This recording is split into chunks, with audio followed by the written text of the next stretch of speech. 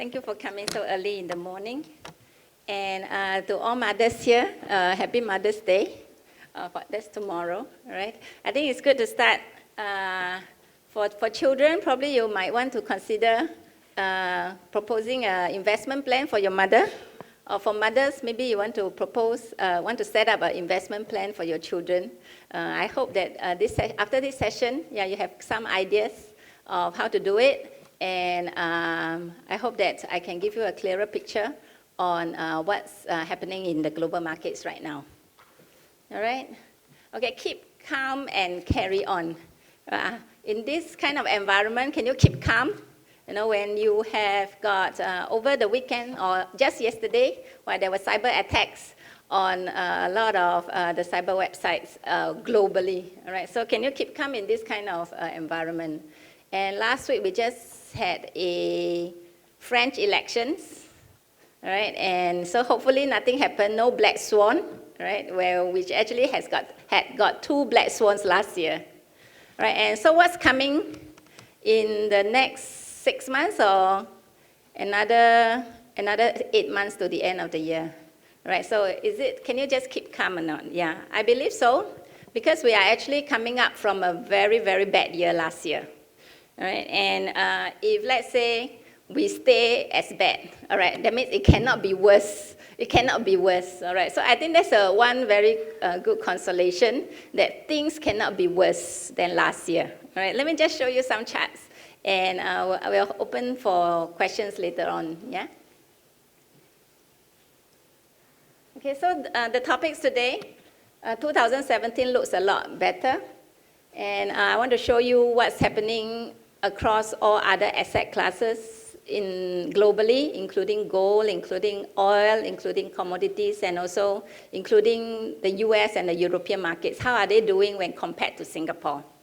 And also some kind of recommendations for a portfolio, and so that you can start thinking about setting up an investment plan. Okay, 2017 looks much better.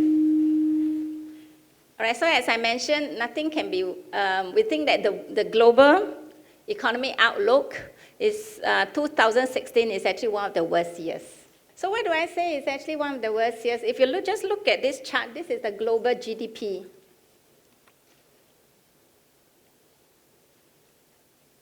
All right, on the left-hand side is the global GDP growth. All right, so the little red dot there is 2016. Right, so if you look at just the trend, we think that since after 2010, right, after 2008, the global financial crisis, then you will actually think that this one is actually one of the worst years in the last few years. All right, so what it actually says that nothing can be worse than this year. All right, the forecast, of course, I mean, it's due to its forecast, all right, but we think that 2017 will be a lot better. And then after that, you have got 18 and 19. All right, we are not talking about zoom up and then come up to this point level. But at least 2016 is one of the worst years. And if you can remember what happened in 2016, oil price crash. All right, 2016, we have got 2 black swans, right? One is Trump and one is Brexit. And if you include Philippines elections, presidential elections, that's also another black swan, right? So if you include all this, 2016 actually has got quite a lot of, I would say, financial mishaps. Right, so if 2017 and 18 and 19 is going to be slightly better, that means that we can actually look forward to global markets doing a lot better than 2016. Right, so that's one, but how confident are we to say that 2016 is the worst? Right, okay, one evidence is your oil price, which is actually slowly recovering. All right, one evidence is the GDP growth, let's say for Singapore, all of us here. All right, we have got 0.9% GDP growth in Singapore last year. All right, but this year is a lot better. Okay, we are all looking at about 2%. All right, so so things are a lot better. And so far, things have been tracking according to forecasts. All right, so one of the indicators we look at, we call it the global PMI numbers, which is the Purchasing Managers Index, which is an index to track global activities. All right, so you have got from China, from global PMI numbers from China, from Europe, from US, from Japan, are all saying that things are picking up. Things are picking up. All right, so you have got on the right-hand side is the global PMI numbers. So things have been tracking. All right, so we have got some confidence in saying that 2016 is over, is the worst. All right, and so far IMF, which is the International Monetary Financial Organization, all right, they make global forecasts. Okay, they are the one who make global forecasts. So they have a forecast of 3.4%. which they made in early this year, and they just upgraded to 3.5%. All right, so things are getting a lot better, and there have been upgrades in terms of expectations going forward. All right, and the upgrades is mainly because of China, which is doing a lot more stable, and the upgrades is also due to US, and also the upgrades is also due to Japan. So globally, things are picking up. All right, so that should be good news, at least for Singapore.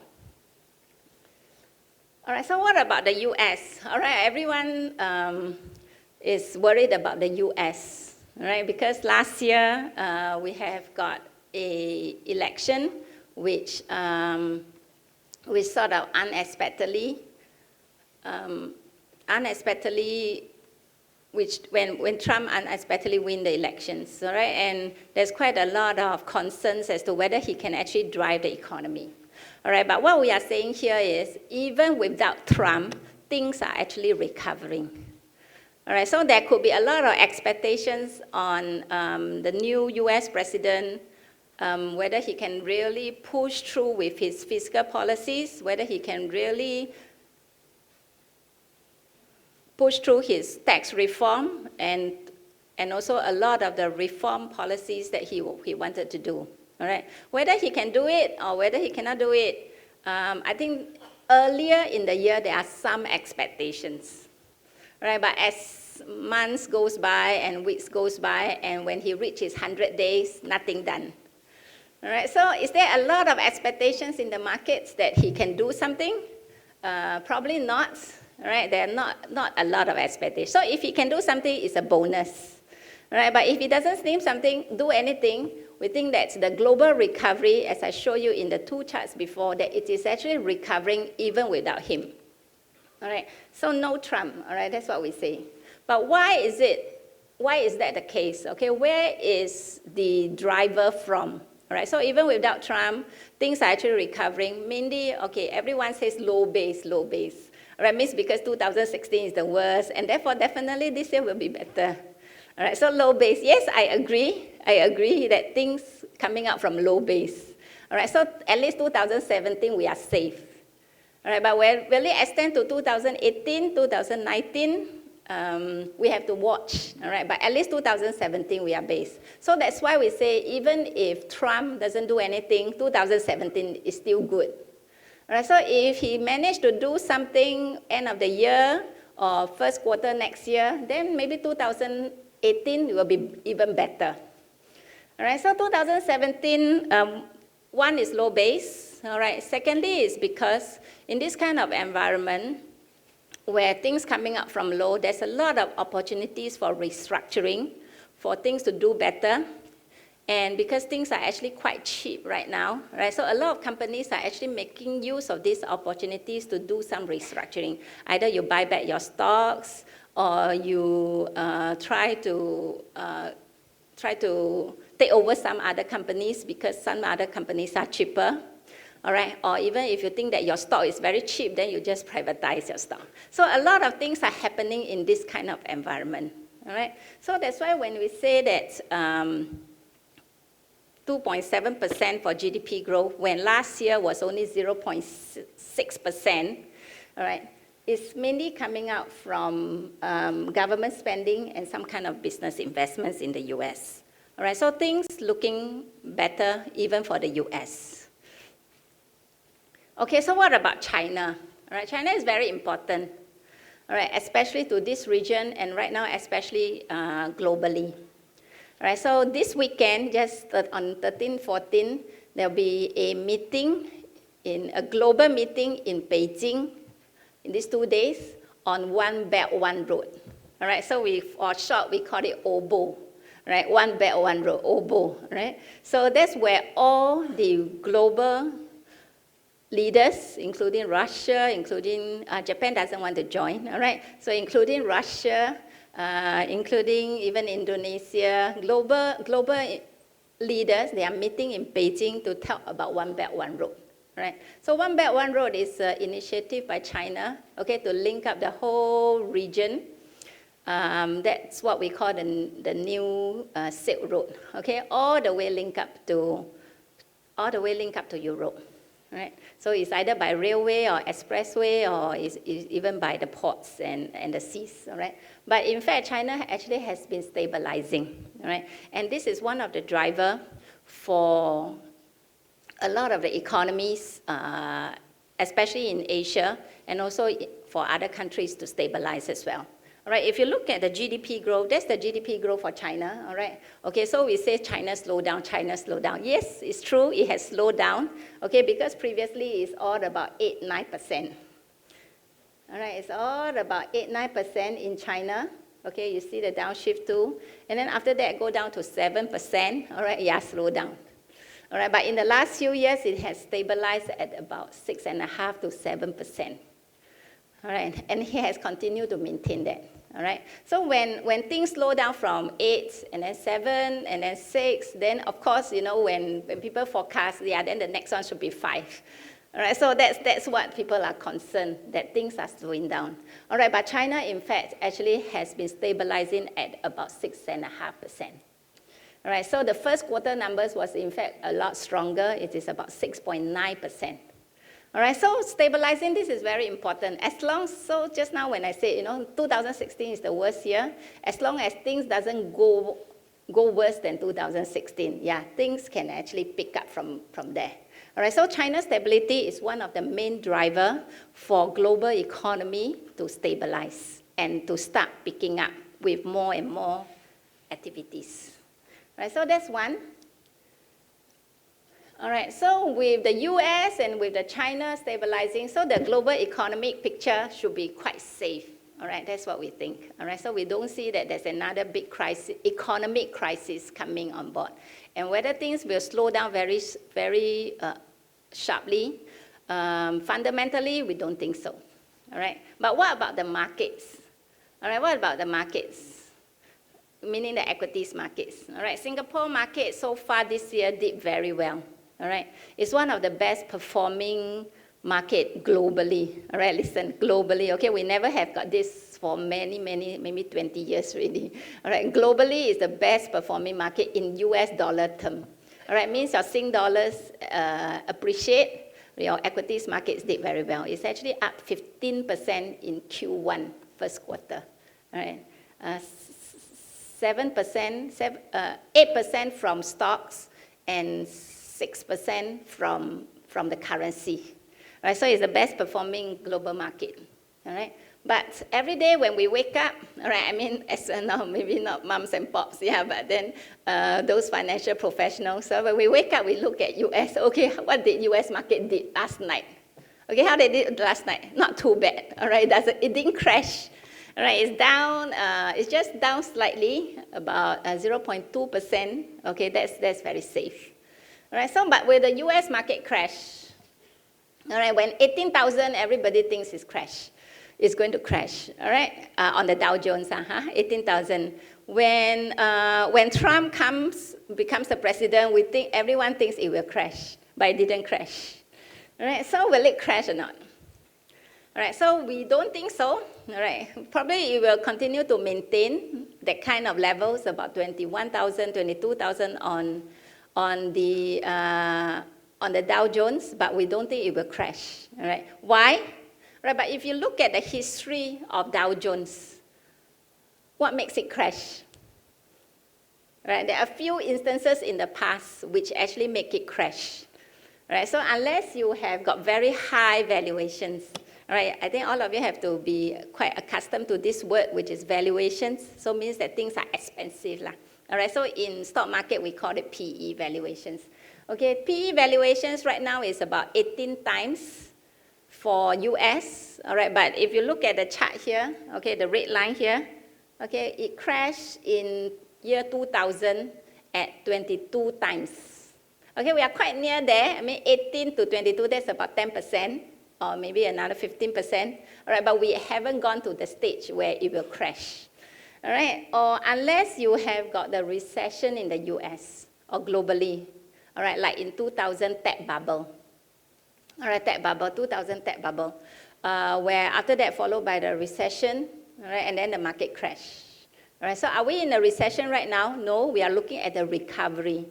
All right, earnings are strong, not very strong, but at least it's growing at about 10%. All right, so we don't think that there is actually a recession going on. All right, so of course everyone starts to worry about Facebook, everyone start to worry about Snapchat, which actually, Snapchat actually lost about 1.8 billion, right? So is there a tech bubble coming? All right. There's some restructuring, and then there's some new technology, there's some e-commerce, but we haven't really gone to the stage of very extreme exuberance yet. All right, so no recession. All right, so, and then if you look at the chart again, or unless you have a very hawkish Fed, all right, so means that the interest rates go up and up and up and up. All right, so like in 1994. All right, 1994, the stock market crashed, the bond market crashed, so the whole world just collapsed. All right, so are we into a very steep rate hike cycle? All right, so when Fed starts to raise rates in December last year, okay, that's the first time after 10 years. All right, so that's the first time, right? And then after that, they hike another rates in March, and then we expect another rate hike in June as well. And then another rate hike in December, and then once every quarter. But is it very hawkish? Meaning that, is it going to go up all the way, and then, and then markets cannot take it anymore? Okay, we don't think that will be the case, all right, because if you look at 1994, interest rates actually the rise in the interest rate is very steep. We have got 8 interest rate hikes in a year. All right, and then some is even like, 6 interest rate hikes in a year, and some is even 50 bips, right? Means instead of 25, they actually raise 50 bips. So it's actually a very hawkish scenario in 1994. And at that time, interest rates was at about 4, and then it raised all the way to 8, all right, within 1.5 years. So what we are looking at right now, yes, Fed is rising interest rates, but it's coming out from a very low base of 25 bips from last year, and even if it normalized 2 years later, it will be about 3%. All right, so we don't think it's that hawkish, that we actually crash the market. All right, of course, everyone is concerned, all right, whether interest rate hikes will actually crash the market. We don't think so, all right, because even if you look at interest rate hikes, there are some beneficiaries. I mean, people like you and me probably will be affected because of our mortgages and things like this, all right? But there are companies who actually benefit from a rate hikes, for example, like the banks, all right, because if the rate hikes keep on coming, they will actually have more interest margin. That's what we call. All right, so that means that if US doesn't crash, then it's important for the global markets to hold up. Right? That means we're not looking at a crisis. All right, so if we're not looking at crisis, for example, in 2008, there's a global financial crisis. So are we looking at the crisis right now? Yeah, there are always people talking about crisis, like doomsday, like that.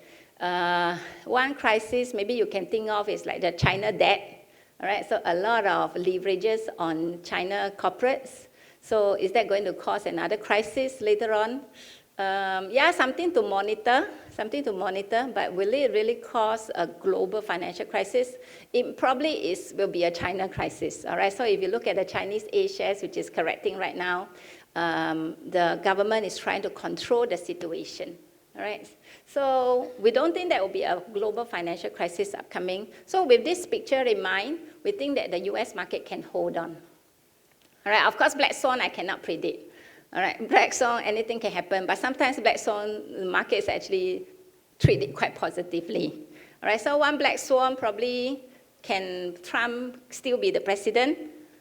Don't know, right? So with all the FBI cases and all this investigation going on, whether he will last the whole term, not sure, all right? So that's why for the markets, we think that it can actually hold at this kind of levels with the earnings starts to come in, and with a lot of corporate restructuring coming in, then markets can hold. This is an important view because as long as US market doesn't crash, then all the global markets and the financial assets should hold. All right, so that's one. Okay, so some of the charts that tells you that people are not that positive about the market. I mean, we see the market keep going up then, but when we ask people, are you positive? Then they say no. All right, so what's the reason? Meaning that we think that that's only the beginning of a cycle. You know, when economy is bottom, right, and when market starts to go up, people still feel very insecure. All right, so that's one of the charts that tells you that when there's a survey, all right, in the US, where they ask, they survey people and ask people like, are you positive? It's just average positive. All right, so it's not that everyone is so positive. You will be quite worried if everyone is so positive in the market, they are invested in the market, then suddenly, you know, when it crashed, yeah, that's what happened, right? For example, in like 2015, the China market. All right, so not exuberant yet, and at the same time, we still have earnings in the US, all right? All right, what about valuations? Okay, so US is expensive. So what about other countries? Are they expensive? All right, so right now, this is a PE chart. All right, so China is the cheapest. All right, Japan, cheaper than the US. Europe is cheaper than the US.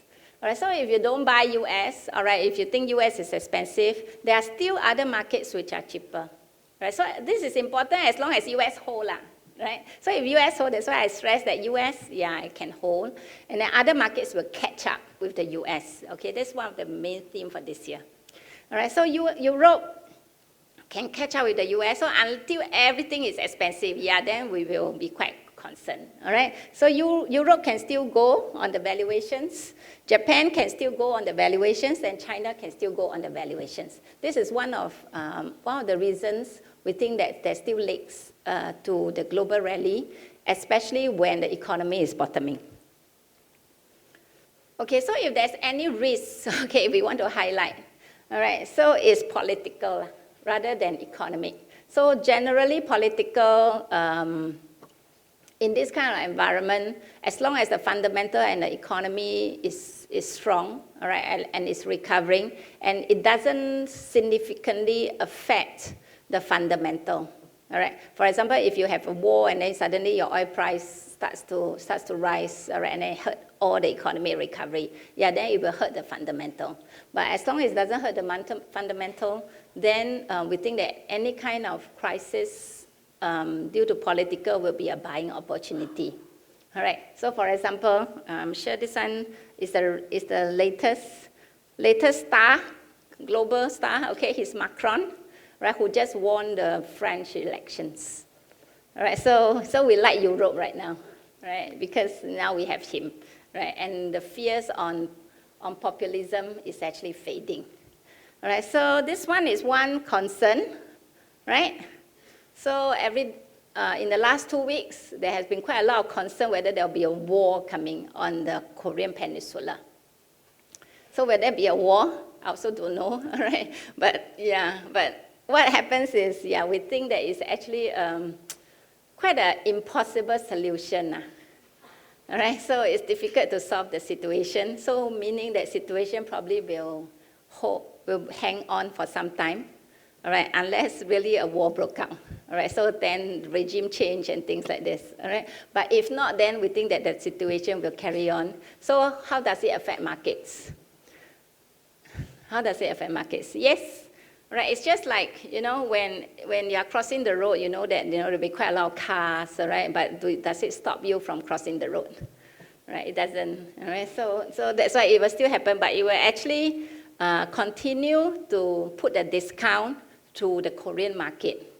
All right, means the Korean market, yeah, is going up right now, but then because of this North Korean issue, it's always a problem. All right, so it's not going to go up a lot in terms of valuations. All right, so this one, something to monitor for volatility. All right, so what else is going on here? All right, so Germany elections in August or in September. All right, in August and September. Not a very big concern. to us, okay, especially after the French elections. The populism is probably fading. All right, and then this Theresa May, June 5th, okay, there'll be a general elections in UK for the Brexit. Okay, Brexit is one black swan last year, all right? So now she's managing it, all right? But if you look at the Europe and the UK market, it's also continue to go up, right? Because there are other reasons, like because half of the UK companies, they are not all banks, and half of the UK companies, their earnings is from outside UK.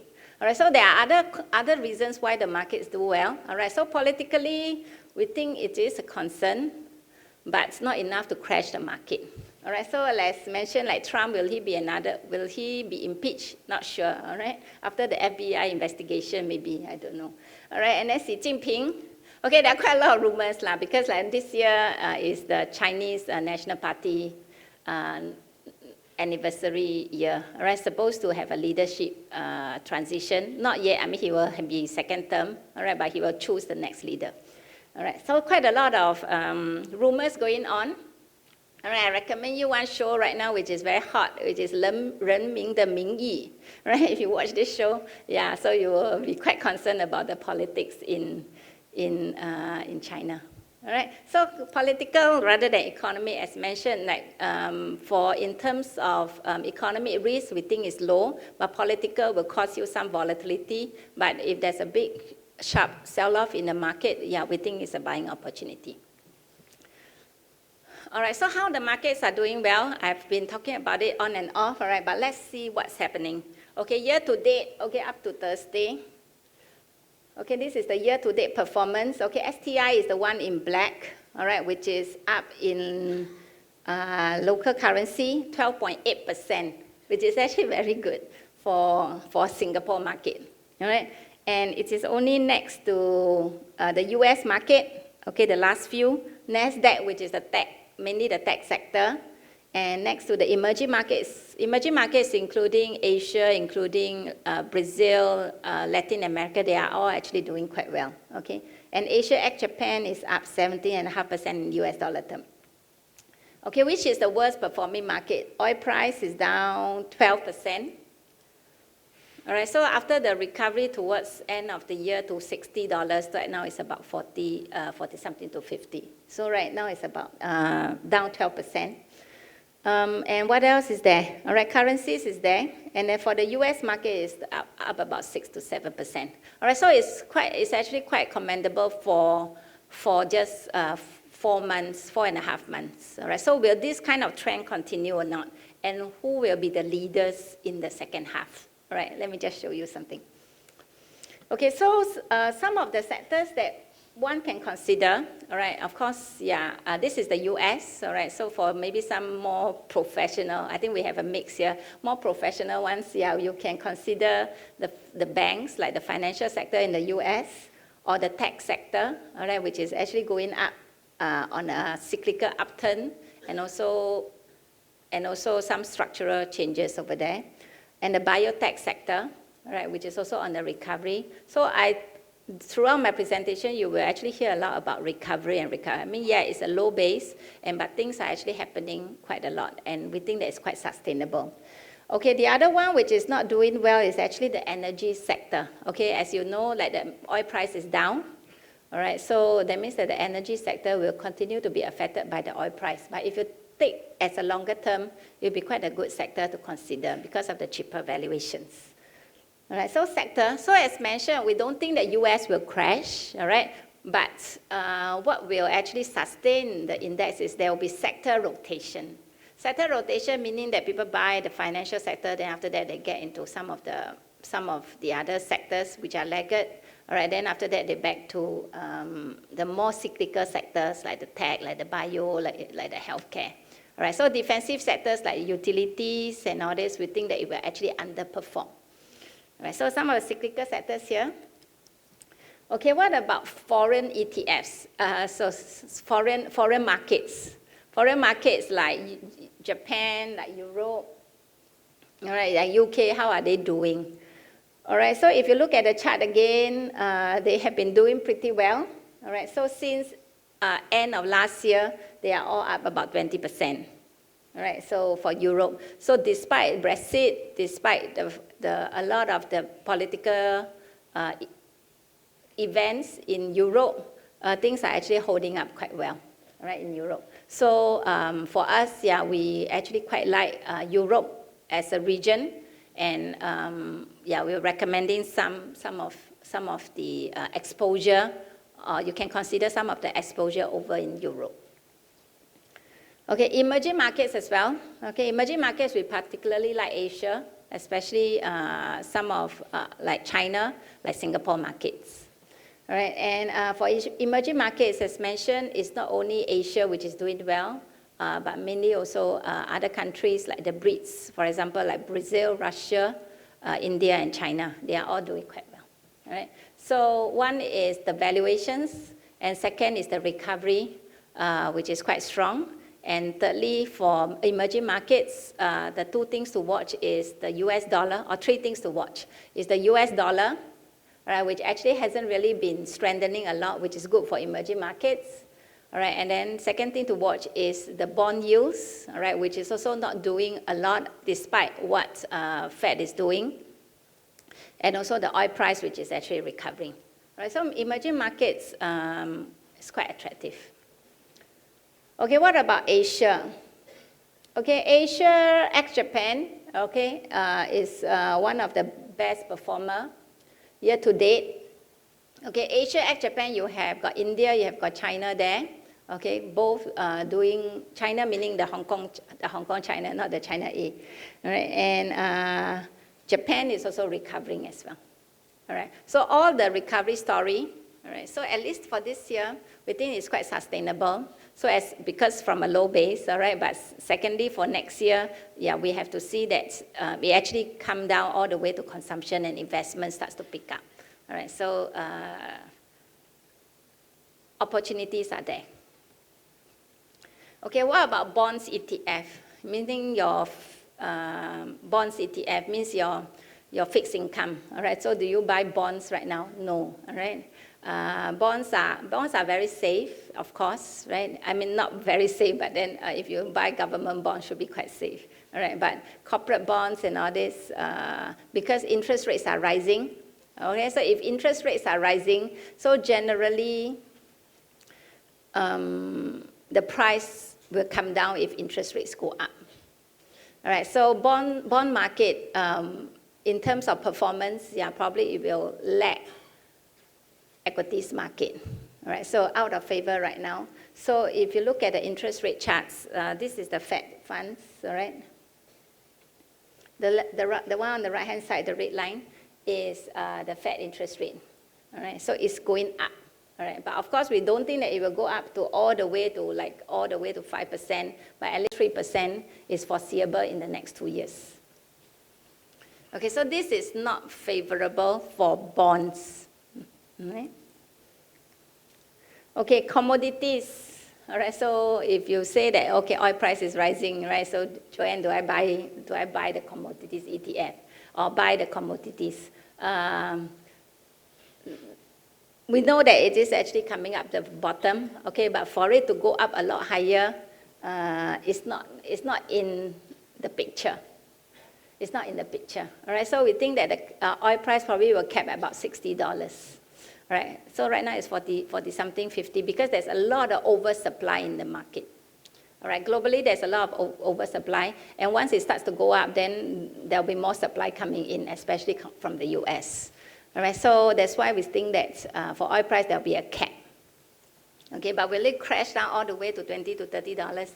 It's also not in the interest of a lot of the OPEC producers. All right, so $60 is the cap for the oil price. Okay, so we also like some of the metals because of infrastructure spending. Okay, so what do you come up with in terms of all these things which is happening globally? All right, so I want to share with you, if we always recommend a diversified portfolio. All right, but of course, like if you have got some money to manage, all right? So a diversified portfolio is more important. So we like equities. We think that equities market should outperform bonds, all right? So as mentioned, because interest rates is going up, bonds shouldn't do well, all right? So you should put more money in equities, all right? And for the equities market, what we right now is Japan, all right? And then mostly are neutral in terms of asset allocation. All right, bonds, no there. All right, and then the rest, like commodities and all this, is also quite neutralish. All right.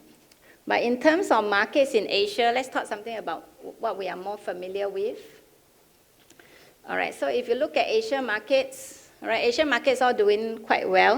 All right, the worst performing markets right now is actually China A. All right, so should you do China A? Remember in 2015, all right, China A shares actually went up like 100 over percent in a few months' time. All right, so right now it's actually crashing. All right, it's not crashing, but at least because we think that there's quite a lot of controls in place in China right now. All right, so that's one. And Singapore market actually did quite well over there at 12%. All right, so second half, we still like Hong Kong, China, Hong Kong, meaning the Chinese shares in Hong Kong, right? Chinese shares, not the A shares, but the Chinese shares, like the A shares, like, for example, if it is broad-based, then some of the internet stocks in China, and some of the consumer stocks, okay? What we are looking right now is e-commerce, new economy, right? So quite a lot of stocks exposed to that. But if you are interested in broad markets, then you should look into the 8 shares, MSCI China, MSCI Hong Kong, and the Hang Seng Index. All right, we have all projected a forecast upside of about 10% up to towards end of the year. All right, so that's Hong Kong. And then for ASEAN markets, all right, ASEAN markets, so actually quite a lot of things are also happening in ASEAN. All right, so Singapore is one of the biggest markets in ASEAN, but other than ASEAN, you have got Indonesia, Thailand, Philippines, and also Malaysia. All right, so Malaysia, what's happening there? All right, there's elections, right? I mean, Najib sort of hinted there'll be an early elections. So, but I still underweight the market.